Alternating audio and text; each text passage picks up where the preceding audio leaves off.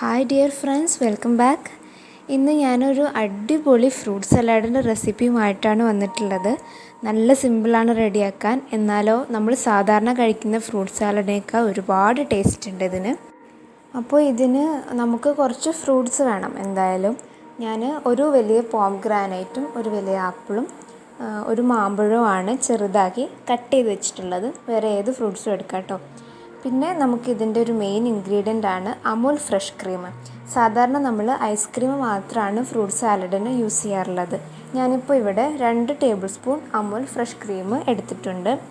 ഇതിലേക്ക് ഞാനൊരു 2 table spoon പഞ്ചസാര ആഡ് ചെയ്ത് കൊടുക്കുകയാണ്.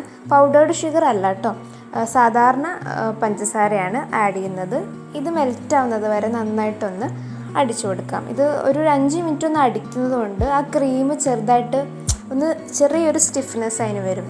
അപ്പോൾ നല്ലൊരു ക്രീമി ടെക്സ്ചർ നമുക്കിതിന് കിട്ടും. ഇതിലേക്ക് നമുക്ക് റെഡിയാക്കി വെച്ച ആ ഫ്രൂട്ട്സ് എല്ലാം ചേർത്ത് കൊടുക്കാം.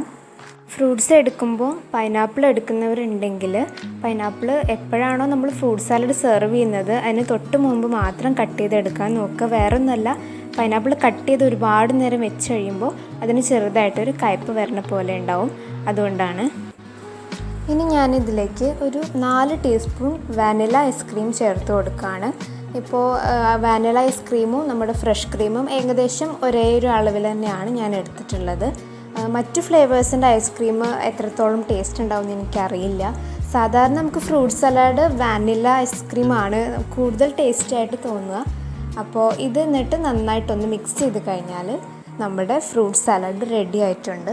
സാധാരണ ഐസ്ക്രീം മാത്രം ഉപയോഗിച്ചിട്ടുള്ള ഫ്രൂട്ട് സാലഡാണ് നമ്മൾ കൂടുതൽ കണ്ടിട്ടുള്ളത്. പക്ഷേ ഇത് ഫ്രഷ് ക്രീം വരുന്നത് കൊണ്ട് ഒരു പ്രത്യേക ടേസ്റ്റായിരുന്നു. നല്ല ക്രീമി ടെക്സ്ചർ ഉണ്ടായിരുന്നു നമ്മുടെ ഫ്രൂട്ട് സാലഡിന്. അപ്പോൾ വീഡിയോ ഇഷ്ടമായി കഴിഞ്ഞാൽ ലൈക്ക് ചെയ്യാനും ഷെയർ ചെയ്യാനും മറക്കരുത്. ഒപ്പം തന്നെ സബ്സ്ക്രൈബ് ചെയ്യാതെ ആരെങ്കിലും വീഡിയോ കാണുന്നുണ്ടെങ്കിൽ ഒന്ന് സബ്സ്ക്രൈബ് ചെയ്തേക്കണേ. മറ്റൊരു നല്ലൊരു വീഡിയോയുമായിട്ട് വീണ്ടും കാണാം. താങ്ക്